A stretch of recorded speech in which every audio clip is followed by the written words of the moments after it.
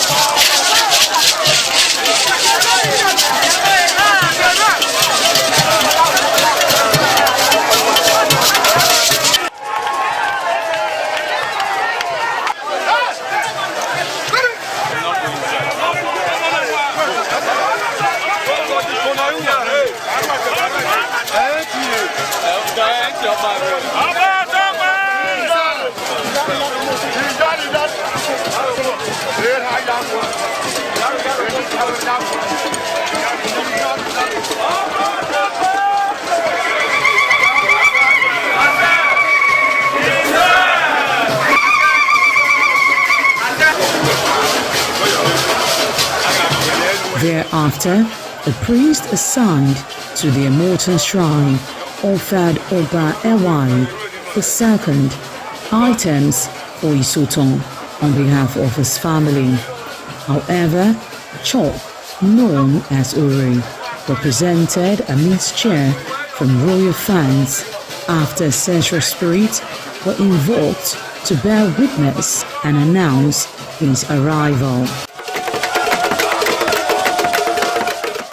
On his way home, Oba Ewai paid tributes at various pilgrimage sites, including Queen Idia Tomb, beside Oba Market, where a cheerful crowd of traders abandoned their wares to catch a glimpse of the royal personage and join in the celebration.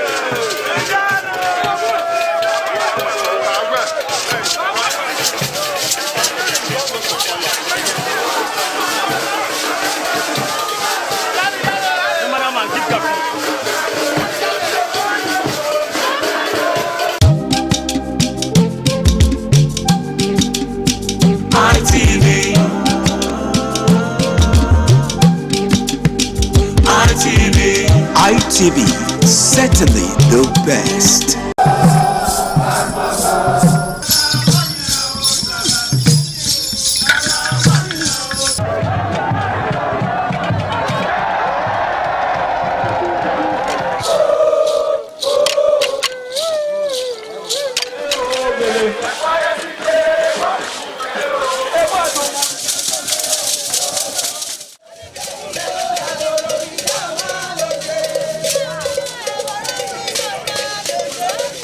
Ladies and gentlemen, what we are seeing on the stage is the Toro Cultural Troupe of Quebec.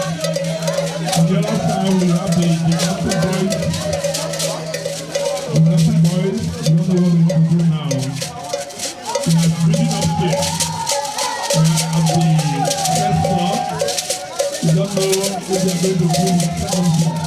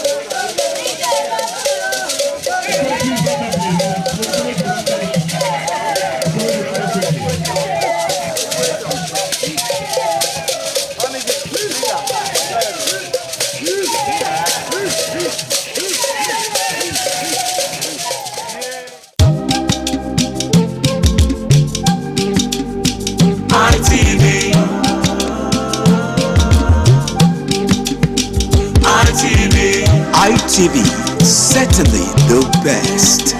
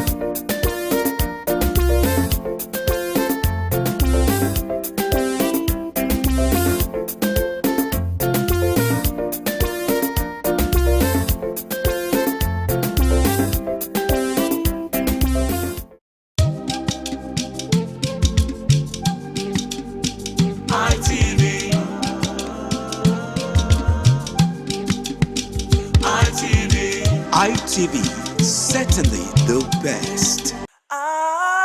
ITV, certainly the best.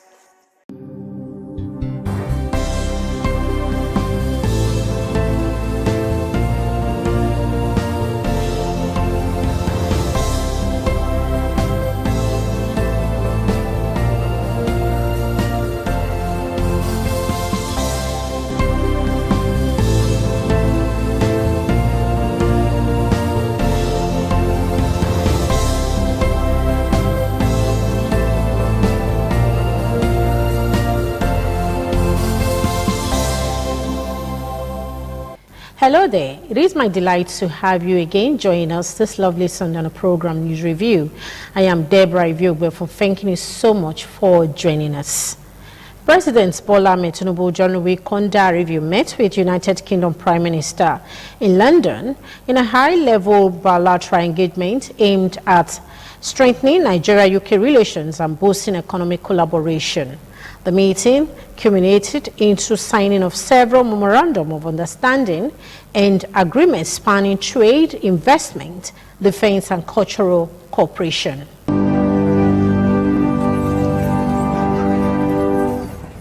This is the arrival of President Bola Tinubu and First Lady Remi Tinubu in a carriage procession that brings them into the quadrangle inside Windsor Castle, where a military band with careful symmetry paraded on a checkerboard lawn. The President and First Lady, wearing traditional robes, were given the ceremonial grandeur of a royal welcome. There was a grand salute, national anthem were played, guards were inspected, and the household cavalry kicked up dust as they paraded inside the castle in front of a viewing stand by the king and queen and their visitors.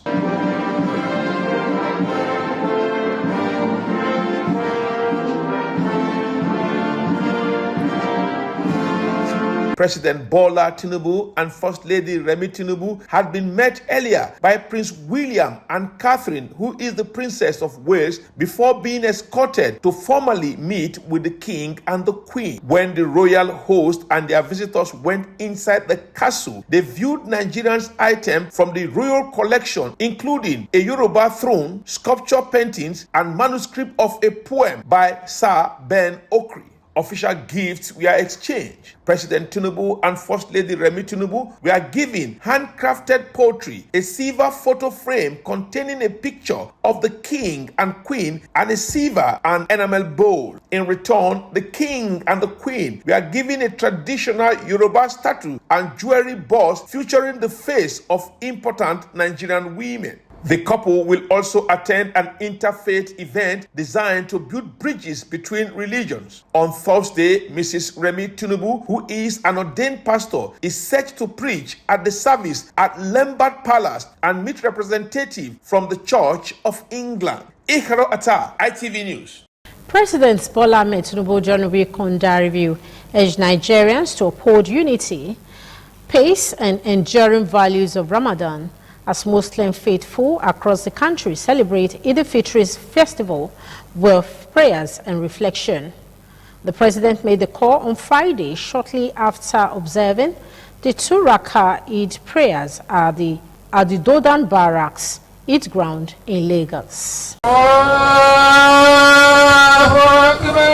Despite his early morning return from United Kingdom, President Bola Tinubu joined Muslim faithfuls at Dodan Barracks for the Eid prayers. The prayer was led by the Grand Chief Imam of Lagos, Sheikh Suleiman Abu Nola, who urged Muslims in his sermon to uphold piety, good character, and peaceful coexistence as enduring lessons of Ramadan teaching. He says the essence of Ramadan lays in living according to the dictates of the Quran and the Sunnah of the Prophet, peace be upon him, stressing discipline and moral responsibility in daily conduct. Speaking to journalists after the prayers, President Bola Tinubu thanked Allah for guiding Muslims through Ramadan, noting that the holy month instilled enduring values of sacrifice, compassion, discipline, and love for humanity among faithfuls, urging Nigerians to remain committed to kindness, good conduct, and sustained support for vulnerable individuals across communities nationwide beyond the season.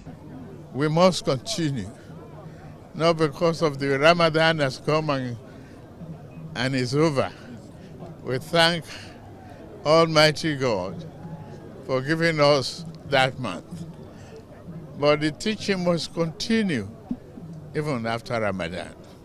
We must continue to be of our brother's keeper, good behavior, good neighbors, love to humanity. Dignitaries that observe the Eid prayer with President Bola Tinubu at Dodan Barracks include Deputy Governor of Lagos State, Obafemi Hamzat, National Security Advisor Malam Nuhu Ribadu, Chief of Staff to the President Femi Gbajabiamila, and former Inspector General of Police Musliu Smith, amongst others. Ikaro Atta, ITV News. Abacom in Edo State reported that the Governor of Edo State, Senator Monday Okpebholo, says his administration is committed to driving sustainable development through the well-being of the people, while urging Muslims to utilize the lessons of self-discipline, peace, unity, and selflessness of Ramadan.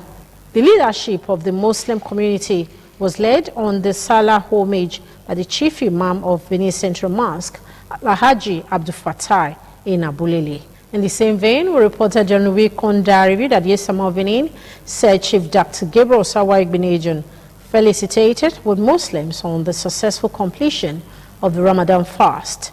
In a goodwill message to mark the Eid al-Fitr celebration, His Excellency Sir Chief Dr. Gabriel Osawa Igbeneghu, Yesama of Benin, congratulated Muslim faithful for their devotion, discipline, and commitment throughout the holy month of Ramadan. He commended Muslims for their prayers, sacrifice, and perseverance, noting that the spiritual exercise promotes self-discipline, love, and unity among adherents. Chief Igbeneghu urged the Muslim woman to sustain the virtues of peace, tolerance, and generosity imbibed during Ramadan, stressing the need for continued prayers for the unity and progress of Nigeria. Yesama of Benin also called on Nigerians, irrespective of religious differences, to embrace peaceful coexistence and work collaboratively towards national development. Sir Chief Dr. Gabriel Osawa Igbeneghu further wished all Muslims a joyous and peaceful Eid al-Fitr celebration.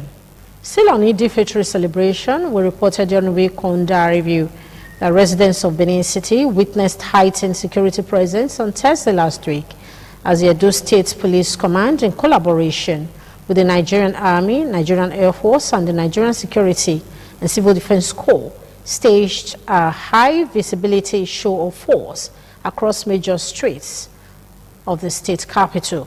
The exercise, which signals zero tolerance for threats to public safety, is aimed at reassuring residents and deterring criminal activities ahead of the Eid al-Fitr celebrations.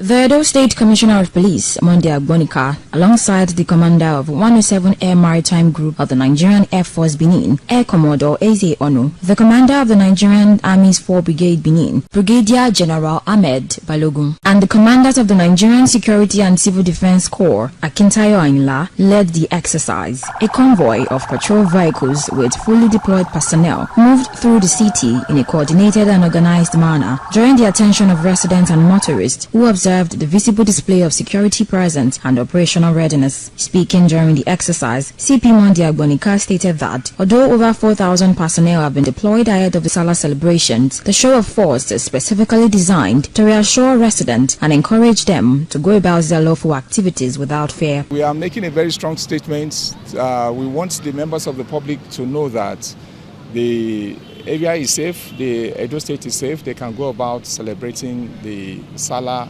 and the Easter that is upcoming without any fear of or hindrance or any fear of intimidation of whatever kind. We are raiding all the black spots. We are also carrying out operations against kidnappers, against cultists. A lot of other operations are going on. But the particular operation you are witnessing now is just the show of force, just to let them know that we are capable and that we are together. The message from security agencies remains clear. Operatives are on high alert and there will be no room for disruption as Muslims across the state mark Eid al-Fitr. From Benin, Jola Diojo, ITV News. The Deputy Chairman of the Board of ITV and Radio and former Governor of Edo State, Chief Lucky Nusaka Igbeneghu, commended the management of Independent Television and Radio for sustaining the station's reputation as one of the leading broadcast organizations in Nigeria particularly in the South-South region. Chief Igbenedion gave the commendation on Monday last week when the management team of ITV and Radio, led by the Managing Director, Engineer Elvis Obaseki, paid him a courtesy visit and appreciation in his house. The visit was to express appreciation to the Vice Chairman for his consistent support to the station over the years, including his role in facilitating the rebuilding of the burnt administrative block at the nation's communication complex in Igosa, Oloko, Benin City. In his remarks, Chief Lucky Igbenedion described ITV and Radio as a flagship media organization that many Nigerians rely on for credible information and for setting the standard for societal development. The administrative building, if your environment is not conducive to work, your output is very low. But one thing I know, or that I've observed in our client, we lack maintenance culture. We must change that attitude. We must learn to maintain what is around us. You don't have to wait for a cleaner to come and sweep before you pick a piece of paper or plastic bottle off the ground, if you see it. Because once you as a manager is doing that, the junior staff will automatically follow your footsteps. He also expressed satisfaction with the steady growth and progress of the station as it prepares to mark its 29th anniversary celebration, scheduled for April 15, 2026. Now you are going to get a robust working environment in terms of that administrative, the way you can have your offices and also this theater, which I'm glad to say you are going to put to good use. Because that is what you also draw the crowd to you, the theater. When you are going to do live activities, programming, broadcasting, we were saying once a month. I'm sure with time to turn to once a week. Speaking earlier, the Managing Director of ITV and Radio, Engineer Elvis Obaseki, said the visit became necessary in recognition of Chief Igbenedion's immense support and encouragement, which have contributed significantly to the station's continued expansion and achievements in the broadcast industry. A couple of months back, what we would have termed as a negative and unpleasant incident happened at communication complex in Oloko, when the fire botted media. But after your visit, and on the 2nd of November at our retreat, you made a pronouncement that you will give us back the building that we lost. Our expectations was not what we are seeing there now.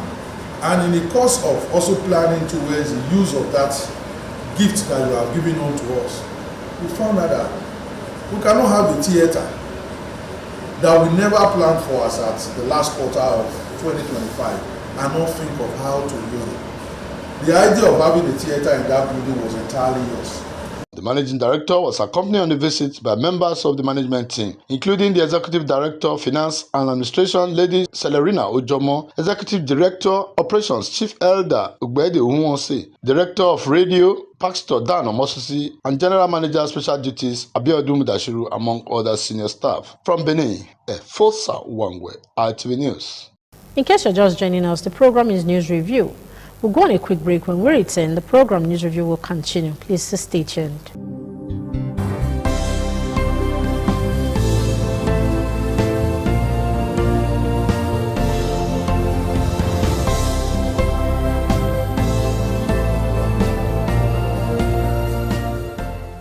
Thank you so much for staying tuned to the program News Review. Now moving on. The Edo State government during the week on diary review assured students of its commitment to a safe and secured learning environment, urging them to always speak out against bullying and other forms of intimidations in schools. The Permanent Secretary, Edo State Ministry of Education, Mrs. Edith Ebomoyi, gave the assurance during a visit to Igbenedion Education Center located at Moitala Mohammed Way in Benin City, following a viral video showing a student being assaulted by fellow students. It is really, really heartbreaking. This incident is very, very sad. Don't ever see yourself as reach if you speak out.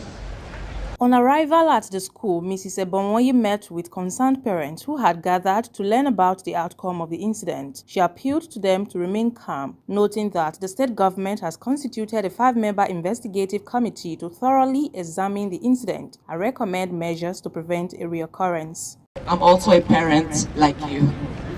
I want to just assure you, we are on the matter. I've just addressed the students.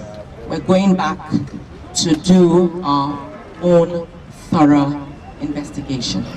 Narrating the circumstances surrounding the incident, the acting principal of Igbinedion Education Center, Mr. Celestine Iteku, explained that the situation began on March 6, 2026, when a female student allegedly displayed unruly behavior and verbally insulted a parent within the school premises. He said the son of the insulted parent, along with some other students, later lured the female student's brother to a secluded area within the school and assaulted him. An incident captured in the video that later went viral. Mr. Iteku added that the school had earlier taken disciplinary action by suspending the female student before the assault occurred. We were all shocked. Is it as a result of that matter that have been addressed by the school, and we summoned the parents of the two students, the culprits, and we summoned the parents and they all came. The boy they had beaten up, we sent him to the hospital, Igbinedion University Teaching Hospital, where he was referred to Summit Renner and carry out X-ray, and they gave him a clean bill of health. Also speaking, the special advisor to the Edo State Government on Education, Barrister Vincent Ahiri, urged teachers and school administrators to enforce strict disciplinary measures against bullying and other social vices. He emphasized that Governor Monday Okpebholo's administration maintains zero tolerance for bullying and related misconduct in schools. I want to beg you teachers, dear teachers, to be open doing. You must take these children as your children. In other words, you stand in local benefits to these children. In her remarks, the Director of Administration of Igbinedion Education Center, Pastor Angela Igbinedion, reiterated that the institution maintains a strict policy against bullying, violence, and disrespectful behavior among students. As far as they're in school here, we're pulling them out and we're also taking them through the same process of investigation. But like I said, when this matter of assault between the parents and the student was reported to us on Friday the 6th, the people involved and the girl that was holding the parents' club was immediately suspended. The delegation, accompanied by the school management, later toured part of the school facility, including the location where the incident reportedly occurred. From Benin, Joy Obaisiagbon, ITV News. From Borno State came the report John Wikonda reviewed. The authorities say at least 23 persons were killed, while 146 others sustained injuries in multiple explosions that rocked Maiduguri, the Borno State capital, on Monday night. The Borno State Police Public Relations Officer, ASP Nahum Kenneth Dasu, confirmed that joint security operatives and emergency responders have been deployed to the affected areas. Maiduguri residents were still reeling from a Sunday night attack on military location at Ajilari, an outskirts of the city, when the latest incident occurred. The triple suicide bomb blast struck the entrance gate of the University of Maiduguri Teaching Hospital, Monday Market, and the post office area of the ancient city, all within Maiduguri, the Borno State capital. The Borno State Police Command Public Relations Officer Nahum Dasho, who confirmed the incident, said the attack was carried out by suspected suicide bombers. Authorities say at least 23 persons were killed, while over 140 others sustained injuries in the explosion. At around 7 p.m. to between 7 p.m. to 8 p.m., when we recorded 3 suspected suicide bomb incidents that happened at Maiduguri Monday Market, post office area, and in front of University of Maiduguri Teaching Hospital. The Commissioner of Police, Borno State Command, CP Nazir Abdul Majid, PSC, and directed the Borno State Police Command EOD team to ensure they are on ground, in which they've commenced a sweeping operation, and no secondary device was found at the scene. The Borno police spokesman, while advising residents to remain calm but vigilant, said the explosive ordnance disposal unit has been deployed to the scenes for assessment. Ensure that if we are going to crowded places, such as markets, schools, and our various worship centers, the police EOD team are going to ensure that we scan everybody who are going to enter these worship centers or large gatherings.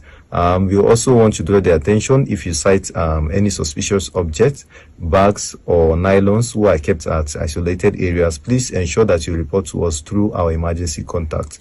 I also want to make the members of the public to understand that as of now, the situation is calm. Normalcy has been restored within these areas. Police say normalcy has been restored with security presence intensified around the strategic locations. John Taylor, ITV News.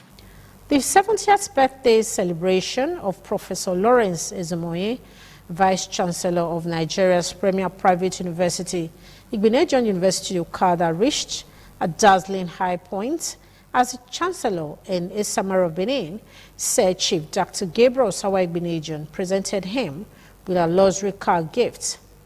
A grand presentation which took place on the university campus was witnessed by an array of dignitaries, community leaders, and well-wishers from across the country.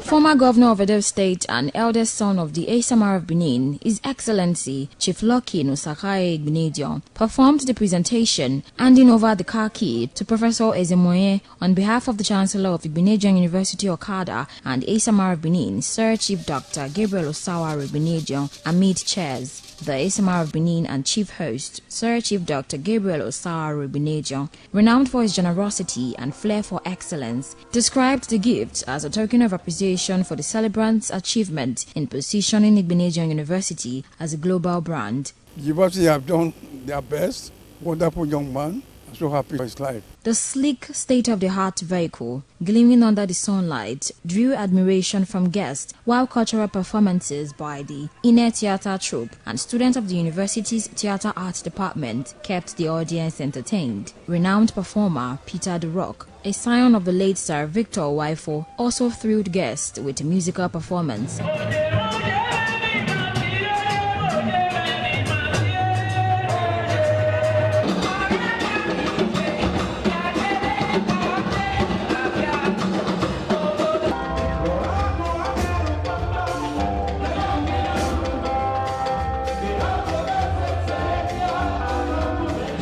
Professor Lawrence Ezemoye, a man whose life reflects impact and excellence, was visibly overwhelmed with joy.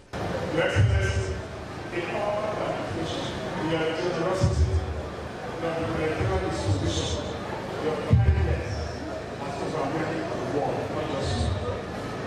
In heartfelt tributes, dignitaries including the Managing Director of ITV and Radio, Engineer Elvis Obaseki, alongside other academics, praised the celebrant's outstanding leadership and also commended the Isamar of Benin for the remarkable gesture. Putting together the brain behind the event and the reason for the celebration, I think it was a great outing. I wish him the best of luck. I wish him many more years of good health of mind and body. The Vice Chancellor has worked so hard. We all know that he's an extremely determined person. This is groundbreaking. It can only be done by Isamar of the universe. Our Chancellor, Chief Dr. Gabriel Osawa Igbinedion, we pray that God will continue to strengthen him in good health. I just thank God that he brought my husband here, Professor Lawrence Ikechukwu Ezemoye, and used him to the best of his ability. And I just want to say thank you so much to the Igbinedion household. The car presentation marked the highlight of the celebration as the serene campus of Igbinedion University Okada came alive with festivities, with guests sharing in the joy of the occasion. Jola Diojo, ITV News. Also in the week, we reported that Vice President Kashif Shettima, former President Olusegun Obasanjo and Goodluck Jonathan, on Tuesday last week attended the second term inauguration of Governor Chukwuma Soludo of Anambra State. The Vice President, Senator Kashim Shettima, applauded Anambra State Governor Charles Soludo's contribution to nation building during the event.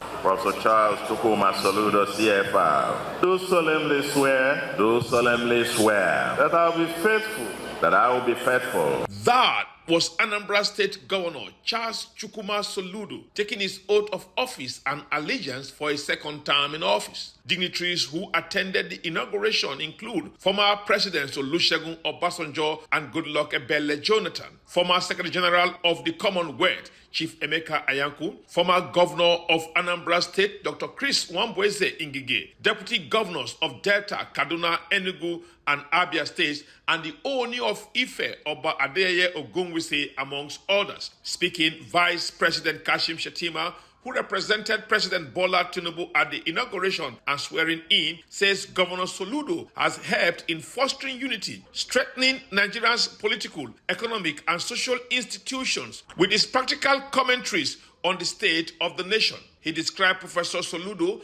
as a man of ideas and honor who, despite coming into politics at a time many politicians had started mortgaging integrity for relevance and sowing seeds of discord, had remained committed to national growth and development. Professor Soludo has shown too that it is possible to see beyond the generous shenanigans that so often pass for politics in our climate, and to keep pace with the higher calling of public life. In his inauguration speech, Governor Soludo expressed determination to serve the state with all seriousness, promising that his team will build on the achievement made in his first tenure with transformation and development as the main agenda.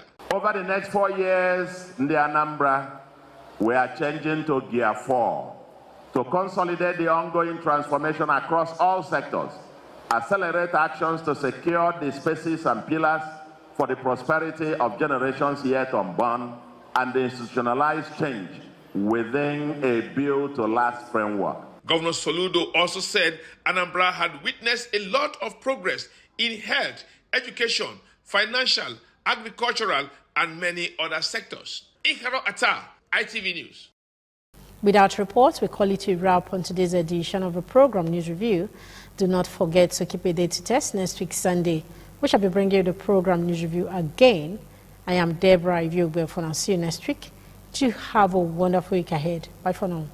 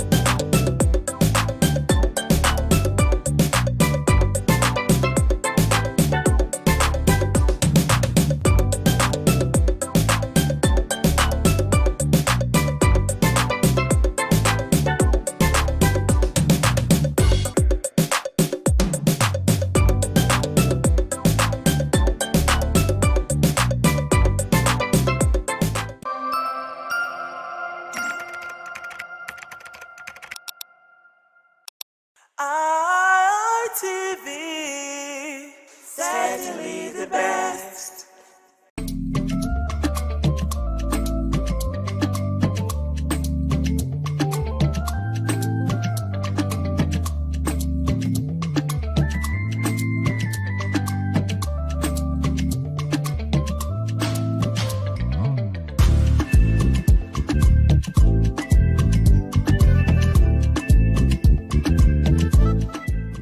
Hello and welcome. welcome to Women in Conversation, reaching you live from our Lagos Network studio. I am Patricia Uremu-Gabriels. Thank you for joining us on today's program. We have our women seated in the house to discuss and, converse on certain issues that is affecting women in the society. Of course, I have on my right Barrister Chisom Agbofi.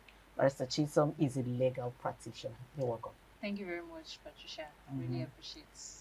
And thank you for joining us again. And then we have Abiodun in the house. Abiodun is a registered social worker in the UK, and she's also the CEO of Abigail's Court Limited. Abiodun, you're welcome. Thank you, Patricia, for having me. And then, of course, I have my princess, my beautiful princess, Edith Madejemo. Princess Edith is an entrepreneur and the CEO of Freedom Hold Global Limited. Princess Edith, you're welcome. Thank you, Pat, for having me. It's nice to have you women on set again. It's going to be a fantastic discussion today, just like we did the other day.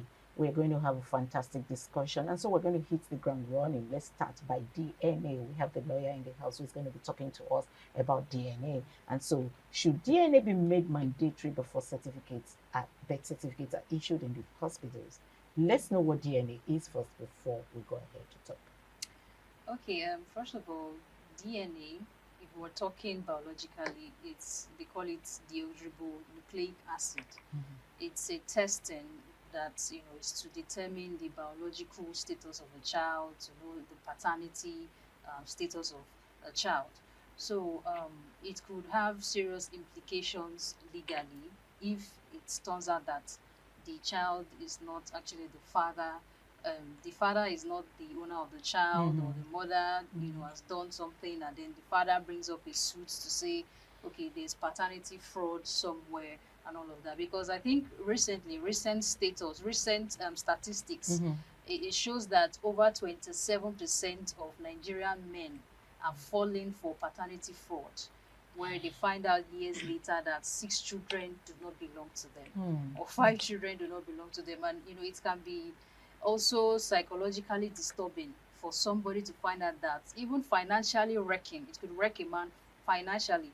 You've been training 5 children for so many years, only for you to find out that none of them is yours, or something like that. So if we should say, okay, should DNA be mandatory in hospitals? I think it depends, because there are some times that, yes, those are your children, but even hospitals have negligence. You could say, I think there was a lady that was saying her daughter was swapped at birth and all of that. Maybe due to those circumstances, we could say that once a child is born, maybe it should be mandatory, maybe within the space of, maybe they should give a 2 weeks time frame if the parent wants to do a DNA test to confirm.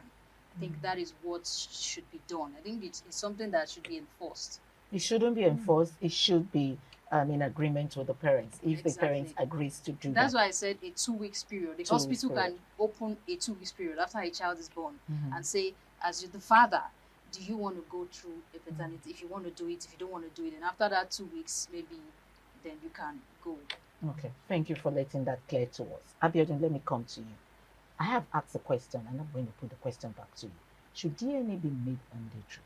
After the lawyer had explained to us the legal aspect of DNA and what DNA actually is, do you think it should be made mandatory before birth certificates are issued in the hospitals? I don't think it should be mandatory.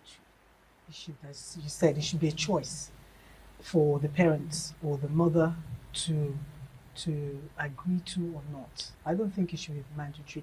But if they're like educated, tell them the reasons why, like you said, you put it like to make sure that this is your child, that there's not been any mix-up, and then it could just be good also for the family with this thing going on. You said the percentage is how much? 27%. That's you shouldn't be any percentage like that. So that is in men's minds that this and that, and again so. To me, if you know that this is your child and everything, then there's no harm in it, but it shouldn't be mandatory. Then it should be like encouraged, like let it be a norm. There's some things that is a norm, but you don't have to do it. Then after a while, it becomes a norm that because it's a choice, because people are educated that, so that there's no argument or, let's just do it and it's like a norm. But like now, when you say, oh, you should go and do DNA. It's as if, oh, you don't trust me, you think this is not your child. But if it's like, we just do it because so that it doesn't cause anything in future, and the wife and the mother, and then you do it, then it's like everybody's doing it there. But at this stage, not for it to be mandatory. I think they should just start to educate people that this is the percentage, this is it, and then you want, that's why. Not for it to be mandatory. Thank you, Abiodun. I'm coming back to you. I'm going to come back to you. But let me talk to Edith. Edith, as an African woman, as an African woman that I know you are, do you think it should be made mandatory? Given with the, percentage that the lawyer had just quoted for us. Chisom says it's 27% of the children not being the children of the man. Do you think it should be made mandatory? It can't be made mandatory because I don't think it's the right or the duty of the government to enforce that. There are certain rights that the government has, and there are certain rights the human being has as equal also. So I don't think it is the right thing for the government to mandate individual to conduct a DNA on their child. I think it's a personal thing. It's an individual thing, just like she rightly said. There should be a window for a decision, whether you want to do it or you don't want to do it. You understand? Whether you want to carry out the DNA test on your child. Some people don't care, some people don't mind. But if there's any doubt, and like I said, it's a personal thing, you can say, okay, let's do it while the child is still very young. So I won't go through that route of financial wrecking, emotional wrecking that will come on the long run. You understand? So I don't think it's going to be ideal for a DNA to be done before a certificate is being issued. Okay. Do you know why I'm laughing? No. Because you're saying it shouldn't be mandatory. Okay, yes, I agree with you. But then again, in a situation where, like taking example, the embassies will ask for a DNA test to be carried out, and then the result comes out negative. Carrying out a DNA test because you're trying to seek for a visa, is that not mandatory as a lawyer? It is mandatory. When it is necessary. That's why I said, like, the issue of, we talked about the percentage. There's a report that says 27% of men in Nigeria, they suffer from paternity fraud. That is, they find out that these 4 children I have been training, school fees and everything, the 4 of them are not mine. So if there's the case of paternity fraud where there's a misrepresentation on the paternal status of the children, then it is mandatory. They've had cases like that, like you mentioned, at the embassy, and they want to, they carry out a DNA on the child to find out that you're not the father of the child. And then the husband will have to file a suit in court, and it's wrecking legally, financially, emotionally. It scatters the family. So that's why I said that, when there's a case of paternity fraud, which is so much prevalent in Nigeria now, women enforce maybe having multiple sexual partners as at the time they got married, and you don't even know, you're not sure which is which. So as a woman, you should be able to acknowledge that, okay, I'm confused. Because I think the problem with women is you feel, I think there's a natural way women know and say, you're the father of the child and all of that. We feel to just say, okay, let us do this. Women adamant, in that area. They're always stubborn. Let me come in there. My mom said something as a growing up young girl. She used to say, it's only a woman that knows the father of her child. So women. So do you think that in such cases, these women knows that those children are not for the men, but they just kept it a secret? That's what I'm saying. That they say, they have a notion. Times have changed where, even a grandma will say, I can give birth to this child. But there are complications now that even nurses of the grandmas cannot carry out on the baby. You know that. So times have changed where you say, I'm very sure this is the father of my baby and all of that. As long as you are confused, you've gotten that notion that I don't know the time frame, I don't know the calendar, there's something off, then you should carry out the DNA test. But your advice is the woman should seek for the DNA test by herself. Yes, but when she's confused. That is one of the challenges when she's confused. That's one of the challenges we have with women. when there's a paternity fraud issue, and a woman is, I don't want to do it, she don't even want to do it again. Even when the embassy has found out that this is not the man's child, you're still adamant that you don't want to do it again. Why? I mean, it's clear that this is not his child. So women are always, you know, they don't really want to go through that because of what people would say, that, you know, think that's society stigma. Yeah, what will society say about me? You know, this is not his children for 6 years. We've even had cases of over 10 years. You have 2 children, and I have a story. Your case is 10 years, 6 years. I have a story that it was 11 years. Wow. Okay, so this guy came into the country, met this girl, they dated, and you know, along the line they had whatever, and she got pregnant and decided to say this guy was the father of the baby. And the guy was like, okay, no problem, I don't want to marry, but you know, we could take care of the child since you say you don't want to get the child off. And then of course they continued, and he was sending school fees, sending everything, and the child turned 11. This lady got married, had other 2 children, and you know, the guy was like, okay, you know what, let me relieve you from my own child, my daughter. Let's get her into the US. So of course, you know, all the US documentations and everything. One of them was to carry out a DNA test, and then the DNA came back and it was a 000. You know, so, and that's got everything disorganized. But she kept saying it was a mistake from the hospital that the DNA was carried, and that the guy said, okay, so what do you want me to do? He said, let me go and take your mother's blood and carry out another one in my own hospital. And the guy said, no, I am not going to do that. Because if the embassy's hospital had carried out the DNA and says it's a 000, exactly. I mean, why do you think my mom's blood will change it, and in your own hospital, I don't know what you're going to do. So my question here now quickly is, the guy rejected the child after 11 years. Do you think it was the right thing to do? That was traumatizing. He rejected the child. Yes, Edith, let's start with you. Do you that think was traumatizing. It was the right thing to do? No, I don't know. It may not be the right thing to do, because for a child who's been in his or her life for 11 years, that's quite an age.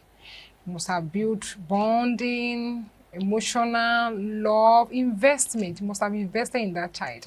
You know, for you to just reject the child outrightly, I don't think that was the right thing to do, because you can actually father a child that is not actually your biological child. You understand? To me, I would say that was a very harsh decision. There are some children people cater of or fund are responsible for their upbringing and education out there that are not your biological children. You can swear just this child is an innocent child. She's not aware of what happened. You understand? You just rejecting the child outrightly actually shows the level of love you actually have for the child. That's what I would say, because that's an innocent child that doesn't know what happened. I would have said you should have just take the child, take care of the child. You can decide to change the name. You can decide to change the name and to another name. To another name. And when the child grows up, you let the child know this is what transpired when you were at a younger age, and I still kept on doing what I'm supposed to do as your father. You don't have to be the biological father to train or raise the child. Do you understand? Thank you, Edith. Abiodun, what's your take on that? It's very sad. Firstly, before, I don't know, for me, because my background, I've come from the UK back to Nigeria. In the UK, before a DNA test is done, they would have spoken to the family just in case it becomes that, so that you know the consequences, because a child is involved. Everything is usually child-centered because the child will be affected. So they would analyze things beforehand. So before that test is done, the mother would have, they've spoken to the mother, they would have spoken to the father and the child that, listen, you're going to do this test. The outcome might be this and this. What are you going to do? So that they plan ahead and they make sure they protect the child. Thank you. Because to me, you do, and then you now reject the child. How old is the child? 11. That is, to me, Very harsh. It's you know, very harsh. I don't. It's from Nigeria here. Yeah, They are both They should have Nigerians. the counselors and everything. That man should not have been allowed to do that. Yes, I know. And then again, the woman is saying that, can you take your mother? I know, your mother's blood. Maybe. We don't know. Maybe, because I can't say it could be genuine that she didn't know. And if she's had, then it must be an open discussion. Did you, while you were dating, did you have another partner, this and this and that? And there's something you said that a woman would know. Yeah, but my mom says that. No, woman knows. Only a woman knows who is responsible for her I pregnancy. just hope that she probably was confused or something. But if she had, then there needs to be a conversation. Because to me, she would not have gone ahead with that DNA test if she had a hesitation that it could be the other way around. Does it make sense? Yeah. If she's aware, she's aware of it, she wouldn't because have. the child is involved. And then again, I understand the man is angry and upset and maybe feels cheated and everything, but there's a child involved. Because I have another, when we were growing up, there was a similar situation, but not with the DNA. The man remarried, but we all knew during that time that he had fathered a child when he was young, and the mother said, and then later on in life, I think when he remarried, the wife sort of didn't sit well with her, that maybe this child maybe didn't look alive, blah, blah, blah. So she wrongfully did a test. I don't know how she was able to do the test, but I'll find out the story later. And they found out that he's not the man's child. So obviously, but the man was good, even though, and this was not, this was by, the child was probably 19 or so. Already an And it adult. was a girl, but they didn't reject the child. Thank you. Till today, I heard he's still taking care of the child. Abiodun. It's in Nigeria. Yeah. It's in Nigeria. The Okay. same, similar, but there was a case I Sorry, darling. Sorry. We're going to be going on a short break. We'll be right back. Please stay.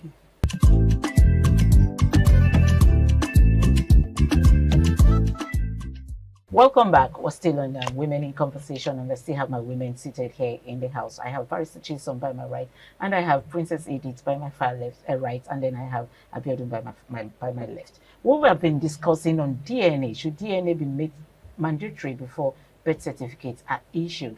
Anyway, we were talking on that before we went on a short break. So but I'm going to bring another aspect of on this DNA. We're going to be talking of abortion. Okay, now we're talking about DNA being made mandatory before birth certificates are issued. But we have also seen a case where the woman was raped. In such case, do you think abortion will be the right thing to do? Okay, well, for me, I don't think abortion is the right thing to do, because if we're looking at the biological connection of how a child is formed, the child is already living. I mean, it's a living being inside of you already. So I don't think abortion is the next thing. No matter the procedure, how the child was made, or the circumstances that surrounds the event of how the woman, whatever she went through, I don't think abortion should be the option to go. And even at that, if we're looking at the legal implication of that, we could say that abortion is not legal in Nigeria. So even maybe there are even cases where we have girls in secondary school using alternative methods to abort kids, and that could even have a greater implication, health implication, right, in the long run. So I don't think it's advisable for a woman to go through abortion. I think the only condition where abortion should be allowed is when there's complication as to who to save when it comes to maybe a health issue. Maybe you should save the child or save the mother. For me, I think that should be the only reason why abortion should be allowed. Other than that, I don't think so. Edith, in a case where there's rape, should abortion be allowed? It's complicated. I would say it's complicated because in some cases, I like to be, how do I put it? I don't like to be straight at times. I like to be okay, let me go this way. It will be good not to carry out an abortion in some cases. What if, let me be trickish, what if this person that was raped has been looking for a child for years? What if this person has just come out of relationship because there was no pregnancy. And, you know, in Africa, we don't see men having any issue when it comes to reproductive. Everything is all woman's fault. And the woman is out of the marriage and all of a sudden she was raped and pregnancy surfaced. What do you advise in such case? She shouldn't carry out an abortion in that case. To me, that's a blessing in disguise. Yes. To me, that's a blessing because children are blessings from the throne of God. You understand? So to me, that's a blessing in disguise. Then there are cases, rare cases, like she said, where abortion can be, you know, considered. Like health, in the case of your health, it can be considered. In the case of a teenager, maybe considered. But legalized, no. It shouldn't be legalized because anything that is legalized in this part of the world, people will abuse it. Abiodun, I just heard you say amen. Excuse me. I just heard you say amen. Amen to what? Amen to. I agree to some of the things that she said. Okay. Not everything. Yeah. Definitely. And my take on that is, it's a very sad situation in rape, and I believe that with the right network of people surrounding that person, that they can make things work. I don't believe in abortion. As my sister already said, children are heritage from the Lord. And again, the Bible says that before you were formed in your mother's womb, I knew thee and predestined. So that child has a destiny. Yeah, regardless of which father or the channel has come. As my sister said, some people are looking for children.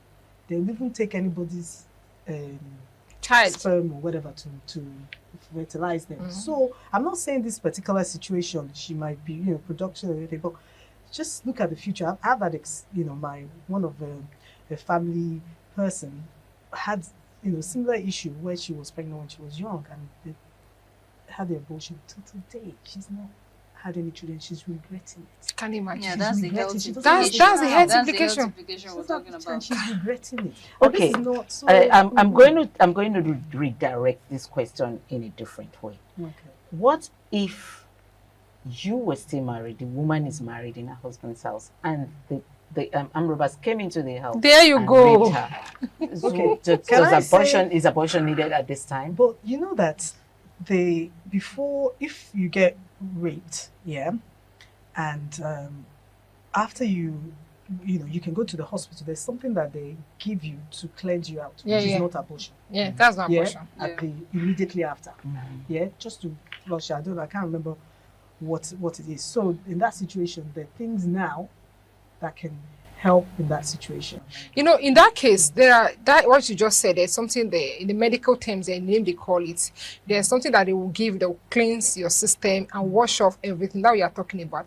That boils down to knowledge and ignorance. What if the person is not aware of this? What if the person involved is not aware of anything of sort, and the person will just stay at home and wallow in pain? You have not answered my questions, ladies. Okay. What if the woman is married and she was raped right in her husband's house and she got pregnant? Should she go for abortion or take a walk from the marriage or remain in the marriage and have the baby for the man? And now they call her double wahala. Double wahala. See go be, go be. There's nothing God cannot do in that situation. Okay, Pastor. That cannot resolve. Yes, that. In that situation, you don't know whether she's had all girls and this one will become a boy. Oh my God! I know. I'm just saying. Oh my God! Listen. There's nothing. You don't know. Even in that situation, God knew that it was going to happen. The man, and the husband might. He knows what has taken place. Do you understand? So then God can make it where everybody's at peace. Okay, well, on a serious note, I would say there should be a discussion.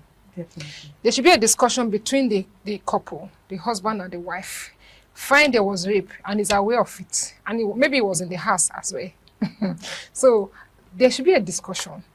A heart-to-heart talk to determine whether to keep whatever comes out of it or to get rid of it. You understand? It has to be a mutual agreement. Okay, but you said mutual agreement. So what happens to ladies, my body, my choice?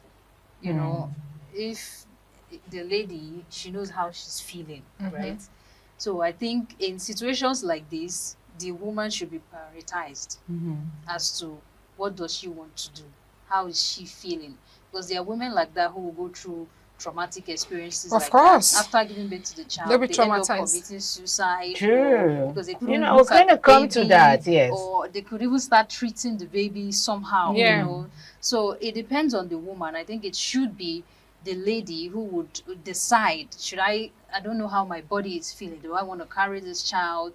So that's why it's important that if we know anybody going through something like that, it's best to, put them in a situation where you're encouraging them as to what they want, prioritizing what they want, how they feel. I think that's the important. That is when you are lucky to important be in a part. very good and understanding family. Okay, so that